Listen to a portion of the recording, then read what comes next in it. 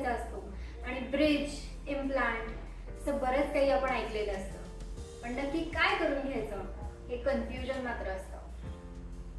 तर आज बघूया ब्रिज म्हणजे नक्की काय आणि इम्प्लांट म्हणजे नक्की काय आणि दोनामध्ये फरक काय आहे आणि कधी कोणत्या काय करून घेतलेलं चांगलं राहील. मी डॉक्टर कश्मीरा जोशी आणि सुरू करूया आजच्या व्हिडिओला.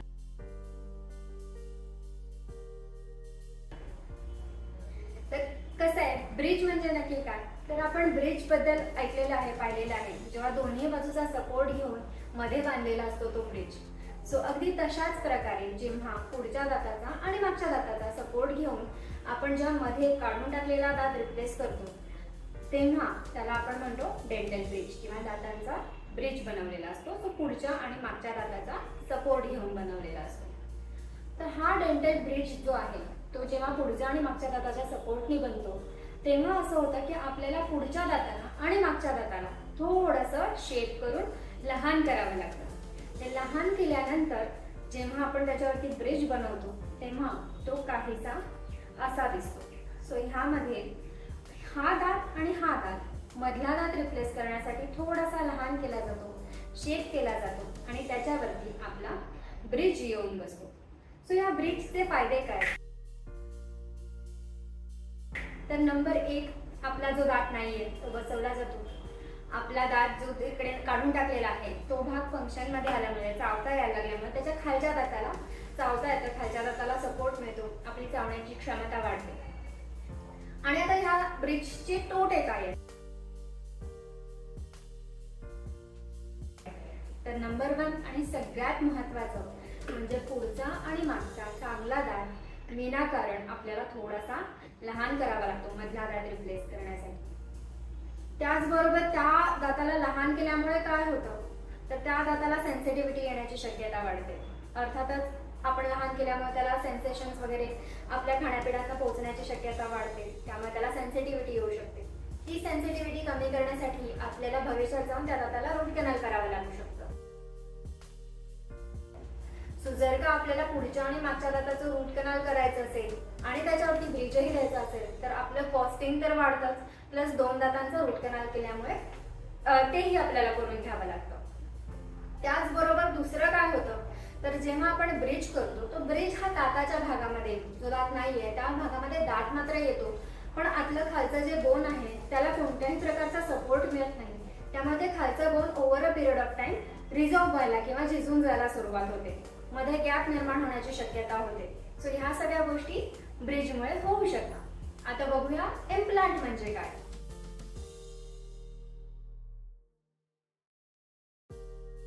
तर हा जो आपला एक दात नाहीये, निघून तुटून गेलाय किंवा काढलेला आहे, तर त्या दाताला बसवण्यासाठी जेव्हा आपण इम्प्लांट करून घेतो तेव्हा हा पुढच्या आणि मागच्या दाताला हात न लावता 2 दातांच्या मधल्या भागामध्ये इम्प्लांट बोन मधून सपोर्ट घेतो. तो बोन मधून सपोर्ट घेऊन त्याच्यावरती वरची कॅप, इम्प्लांट वरची कॅप येते जो दाताचा चावण्याचा भाग असतो. तर आता ह्या इम्प्लांटचे फायदे काय आहेत,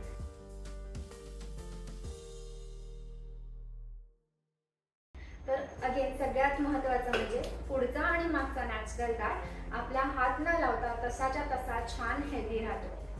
दुसरा फायदा हा आहे की इम्प्लांट हा सपोर्ट बोन मधून घेत असल्यामुळे आपलं बोनचं स्ट्रक्चर टिकून राहतं, ते रिझॉल्व्ह होऊन जात नाही. तिसरा महत्वाचा फायदा अजून एक इम्प्लांटचा असा आहे की आजूबाजूचं स्ट्रक्चर मेंटेन राहिल्यामुळे आपली चावण्याची इफिशियन्सी वाढते, फंक्शन वाढतं. इकडे जाऊन खाली जाऊन बोन रिझॉल्व्ह होऊन तिकडे जाऊन अडकण्याची शक्यता कमी होते.